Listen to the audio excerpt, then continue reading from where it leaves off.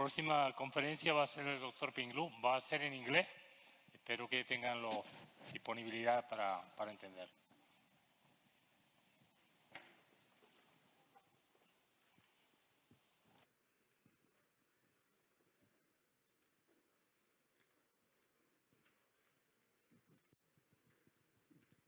Good morning. Yeah, first I would like to thank Emacs for the invitation.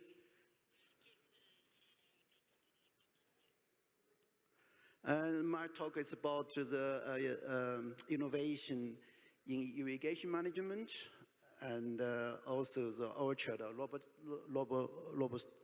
robotics.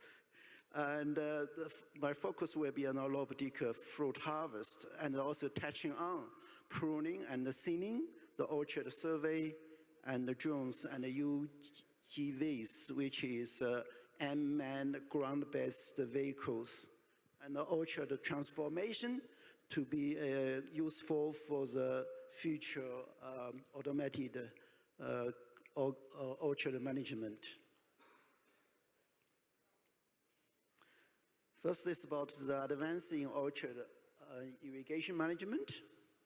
Basically, is your tree will tell you when they need water. Basically, they can also be automated. The tree manages their irrigation by themselves. We know that the tree lost water through the evaporation from the top, and actually, when the water is lost from the atmospheric, and the soil holding on the water, then actually creating some tension inside of the tree. If you see some tubes there, actually water inside of tubes, some on top is sucking the water out of your tree and is creating a tension. And when the tension is getting stronger, it basically means the tree is under stress, is experiencing the drought stress. And you probably can imagine it's like someone sucking water out of your juice. When the cap run out of water, drinks liquid, and you're sucking stronger, and sometimes the tubes getting shrink and also collapse. So based on that, basically, we can imagine we can direct measuring the tension inside of the vessels inside the tree using a stem tension meters. That's actually direct measuring the tension and water stress level inside of the tree. Another way is actually to measuring, as I mentioned, when you suck water out of the cap, and actually the diameter shrink. So that's actually measuring indirectly the tension inside of the tree by measuring the diameter changes of the stem. So we will see the next. So many of the innovation irrigation technology now is based on these two techniques. One is called the stem tension meter, it's on the left. Another one is called microdendrometer technology, is measuring the variations of the stems or the branches.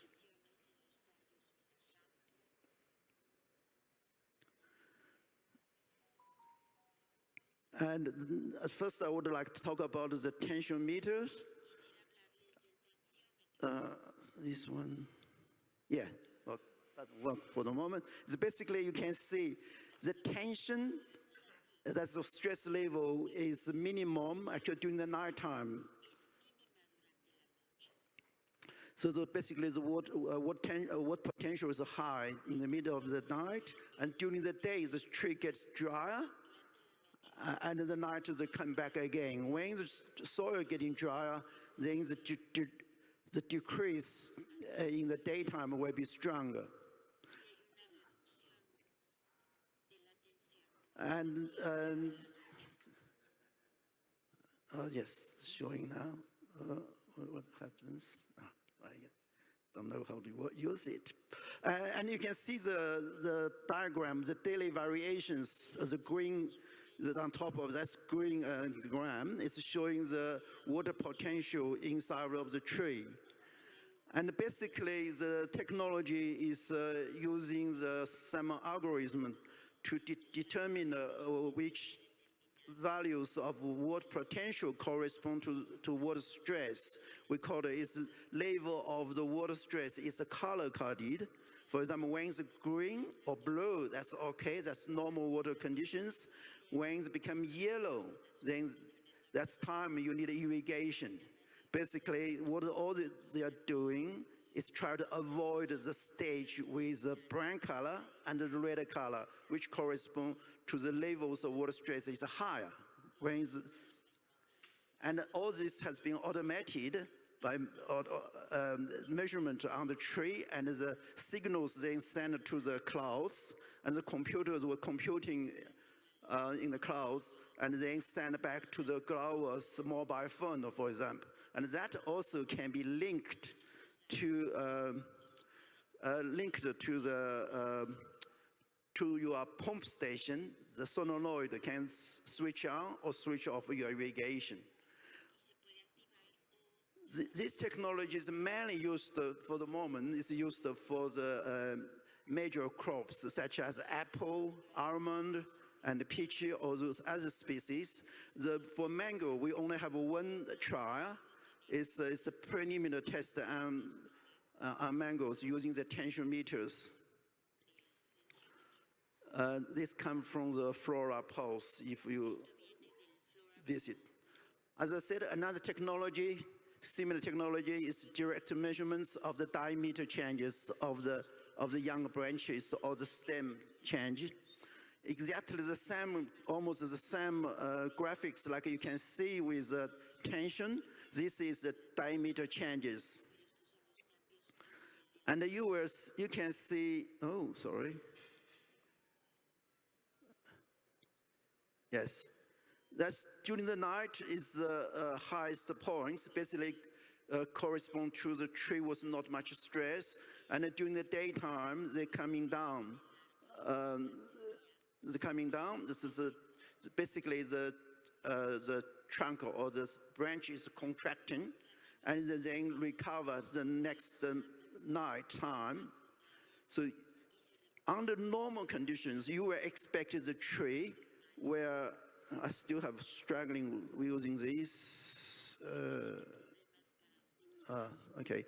You will see every day they have a net growth, normal situation, but the growth is very minor, it's just micrometers. So the very insignificant to the human eye, but the detectors is very sensitive. They can measure under 0.01 micrometers. So you can detect it normally, you can detect the growth, but under water stress, that growth will disappear, as you can see from the next slides. So here, you can see the branch when they actually lost the growth when you stop irrigation, and if you still not irrigate them, in the signal, then they will have a very significant change of the diameter contractions, sorry. And the company who is actually using this technology to develop the new tools for irrigation is by Fartech. It's an Israel company. Now it's largely commercialized for the apple, almond, and also walnut industry. But now you can see that basically they identify the different stages of the water stress level. The green period, when you see the net growth, that correspond to no water stress. And then when the growth stopped, it corresponds to the yellow and the brown stage. That's basically to use trees under water stress, but it's just the medium level of the stress. But when you see the net decrease of the growth, then that corresponds to the period of the strong water stress. That's the period you need to avoid. So again, all this technology now has been automated measurements using small sensors which is attached to the trunk. Then through the wireless, basically the mobile network, send signals to the clouds, and then processed in the clouds, and then send it back to the farmer's mobile phone. That gives you feedback about your irrigation management and also improve your irrigation. And in the future, both for the tensiometer and the microdendrometer, in the future, they tried to using the artificial intelligence and also the computing power to analyze all those data, and then based on the expert database to give the advice to the growers, or directly controlling irrigation or fertigation system. So they basically become a fully automated system. And all this has already happening in Israel, Australia, USA, and China. So the system is under development now to develop the full automated irrigation and fertigation system. So basically, for the bring home message for people here is it's still not really available for mango industry. It's mainly for the apples and walnuts. And so my recommendation is probably for the moment, the non-invasive sensors is still probably the preferred technology, because the sensors can be reused if you shift the trees to another tree. But the tensiometers is intrusive into the tree, and sometimes when you change the trees, we lost the functionality. So I will recommend probably when the microdendrometer system it become available in this country, I think you probably starting to test them. Probably first testing a small area. So because now the commercial company like Fartech is actually working per service. Basically, it said, okay, for certain areas of land with mango trees there, I will charge you for this service fee per year. So basically, you start with a small area to see whether you're happy with them. Okay, now I'm mainly focused on the orchard robotics, and which is robotic fruit harvesting. And I touch on the pruning and the thinning, because basically it's the robot got this and effectors. Basically, it's like the grippers or sucker. You can just change the end of effectors into this, for example, like scissors or pruning scissors. Then you can use this technology for selective pruning. As you mentioned that mechanical pruning is basically a pruning disc. But if in the future you train the computer, they can actually selectively prune like a human, to prune some of the branches or the new flashes you don't want it. So basically that's the idea. Here I would like to thank the National Mango Board for supporting, for actually contract us to do a review on the modern mango equipment for automated mango harvest. But after the review, we find that only have 2 companies who are developing robotic mango harvester. One is in Australia, and another one is in Spain. Both are still very much in the research stage, and they are seeking for funding to further develop into commercial system. They also participating in our survey, so we will have more results will be published in our report. And once the report is available, then we'll make available also in Spanish, and then will be published on the National Mango Board website.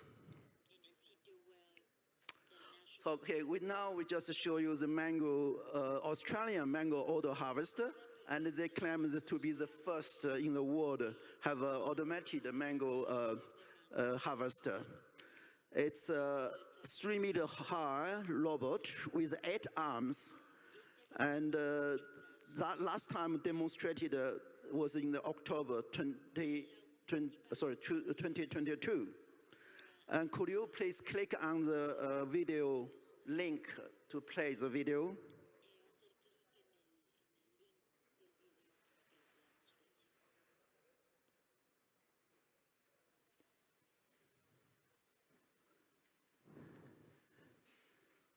Just click on the link. It's okay, thank you.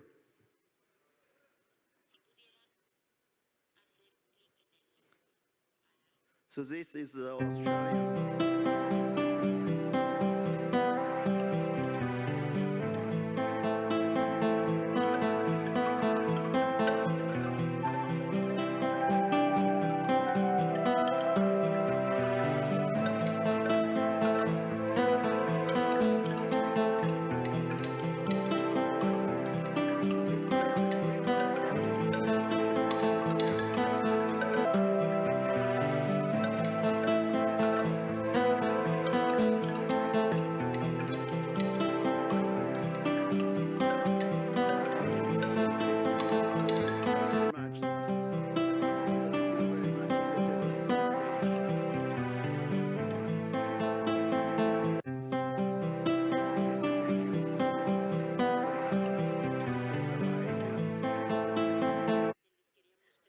Because my presentation have a lot of things that might be probably run out of time.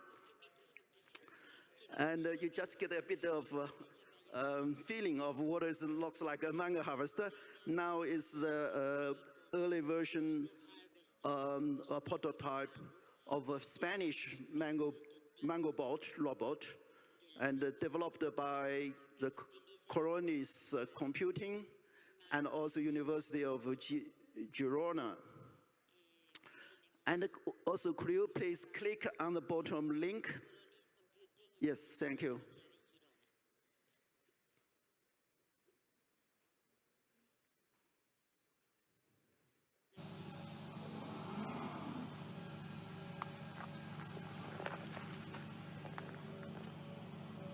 As you can see, the end effectors are different. Another one was holding and snapping, and this one is cutting and then harvest. But you can see it's very much in the primitive stage, and that's good enough, thank you. And that's the only 2 companies actually currently is developing, and also 2 companies sort of waiting for further funding. So basically stalled the development. And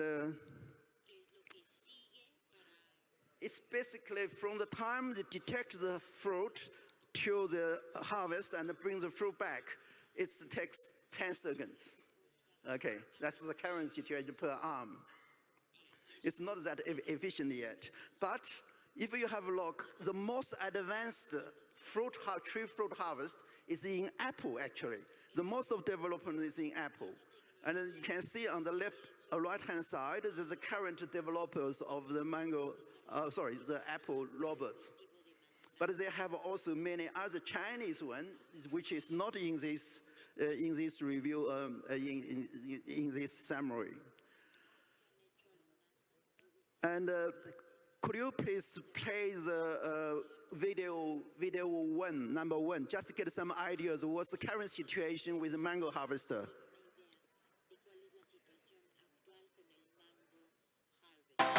Picture this in the delicate balance between providing for human needs and preserving the health of the land. As robots take charge of nutrient application, we now shift to the sweet results of their labor, fruit harvesting. How do specialized robots emulate the precision of human hands in picking ripe fruit? Gradually, our days of harvesting crops with our hands are coming to an end. Gone are the days of sun-baked backs and aching hands. Today, there are robotic pickers armed with computer vision and gentle grippers who identify ripe fruit with hawk-like accuracy, mimicking the dexterity of a human hand to pluck them without a bruise. automation and nature seamlessly blend. The secret sauce of these robotic marvels lies in their sophisticated sensors. High-resolution cameras capture detailed images of the fruit, while near-infrared sensors detect subtle changes in sugar content and ripeness.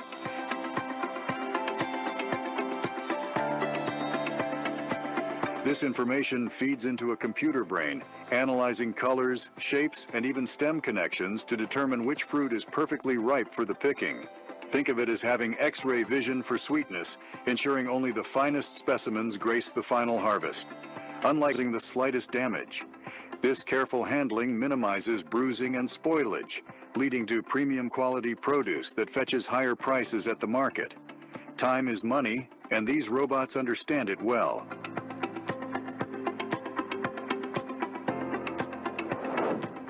While human pickers may tire and slow down in the scorching heat, robotic arms work tirelessly day and night, covering vast fields in record time.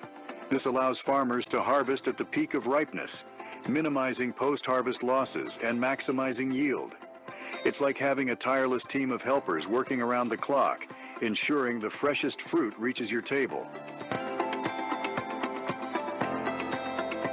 Companies like FF Robotics develop specialized models for specific fruits. Their SVH6 robot, for example, glides between apple trees. Its gentle robotic arm equipped with a vacuum gripper that securely lifts each apple without damaging the delicate skin.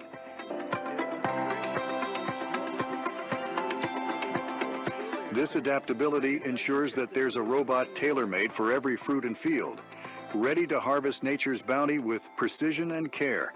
Despite their numerous benefits, fruit-picking robots still face some hurdles.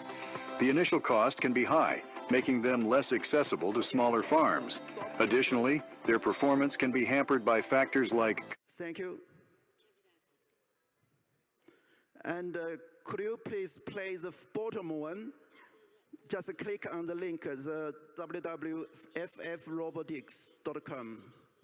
That's another advanced technology which is now in the commercial stage for Apple. They have two systems.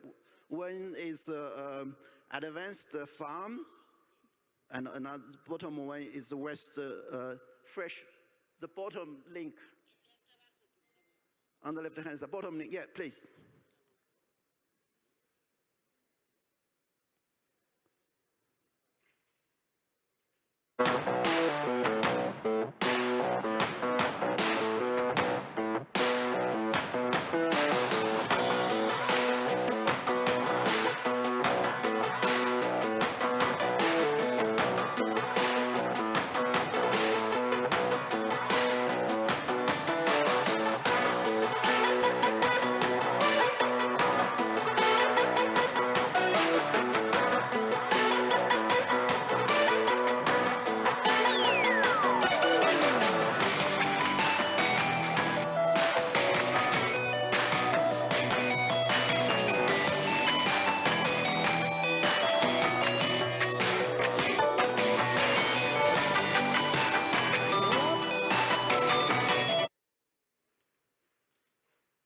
Yes, this one is Terville. We have seen this one, the flying robotics, and they also come back with their ideas about developing it for mangoes. I will not further touch on that one because it will be part of the report. And the robotic, the fresh advanced farms also have their very advanced system, which is in commercialization for Apple now in USA. And this Chinese one. The Chinese have many versions that currently now is commercialized, but mainly developed for Chinese orchards, which is quite narrow, the between tree lines, between rows. So basically the robot apple harvest company use a service or lease business model. Basically, you don't buy the robotics, you just hire their team to harvest it for you. You will pay only certain amount of dollars per bins of mangoes or apple harvested. And also the robot mango harvester could be readily used for pruning or thinning, and as a purpose by stripping the ended effectors, the grapples changed into scissors. Also, I will not touch further on that.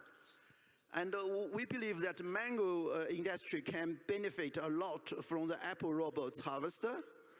And most of technology and the know-how could be readily applied to mango harvester. So I think our best bet will be asking the current Apple company to help us to develop the mango robots. And other things I quickly touch on is using the robotics to actually do the survey of the orchard situations, such as how much, what is the flowering percentage, what is the fruit size and the fruiting stage. So now it's all ground UGV based, just ground level vehicles in your orchard. They're doing day and night by themselves. And something's already very common now is, for example, the drones for your chemical spray. That's very commercialized and now very commonly used by Chinese orchards now, mango or other fruit. So I will not play the video anymore, don't have time. And another one I need now, I think it's time for everyone to consider for the robotics use in our farm. In the next 2 to 3 years, the robotic harvester will be very common for apple and walnut or other crops. And the mango will be, I'm guessing, it's in 5 to 6 years' time, if we as a mango industry are interested and are engaging with the Apple robotics company, then we will have the commercial robotics for mango in 5 to 6 years' time. And so currently, our mango farm or orchard design are not necessarily suitable for the full automatic or mechanization of the mango harvester or other operations. So we need now starting to think about the ideal canopy for the automatic tasks is actually just a 2D dimension canopy, just a wall of canopy, very narrow, and the fruit is hanging on both sides of the wall. That's the best for the automated robotic machinery to harvest or to do other work. And so some work has been done in the world, such as in Australia. We are now do the mango trellis training system.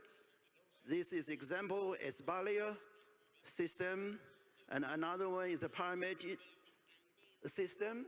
But so all depends which cultivars will be suitable for espalier or for the palmy. And the trellis one, and against the non-trellis one. So basically the trellis one is much better for the future mechanization. Okay, because we run out of time, thank you very much.